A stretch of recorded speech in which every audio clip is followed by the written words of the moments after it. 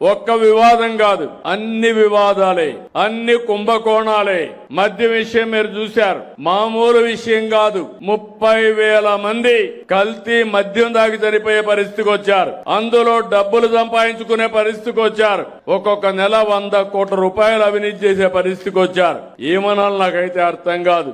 అంటే పేదవాడి ఆరోగ్యం కంటే వీళ్ళకు డబ్బులే ముఖ్యం. మీ జీవితాలతో ఆడుకున్నారు, మీ ఆరోగ్యంతో ఆడుకున్నారు, ఇష్టానుసారంగా చేసే పరిస్థితికి వచ్చారు. అదే సమయంలో తిరుపతి లడ్డు కల్తీ చేశారు. నాకు రిపోర్ట్ వస్తే ఆ విషయమే చెప్పాను. మీరందరూ గుర్తుపెట్టుకోవాలి, నేను ముఖ్యమంత్రి అయిన మొదటి రోజున నేను నా సెక్రటరీని పెట్టుకొని రెండో సంతకం తిరుమల తిరుపతి దేవస్థానానికి ఈవోనేశాను. ఎందుకు వేశానంటే ఎక్కడ చూసినా ఆరోపణలు, పవిత్రత దెబ్బతినింది, కలుషితమైన ప్రసాదాలు తయారు చేశారు. అవి చూసిన తర్వాత నేను వెంకటేశ్వర స్వామి భక్తుడిని, మీరు గుర్తుపెట్టుకోవాలి. దానికి కారణం నేను తీవ్రవాదుల పైన పోరాడాను, ముఠా నాయకుల పైన పోరాడాను, మత విద్వేషాలు రెచ్చగొట్టే వాళ్ళ పైన పోరాడాను, రౌడీల్ని ఎక్కడ కూడా రోడ్డు మీదకి రానియకుండా చేశాను. ఇక్కడ ఈ రాష్ట్రమే సమైక్య ఆంధ్రప్రదేశ్ చేశాను. అప్పుడు తీవ్రవాదులు నా మీద కోప్పడి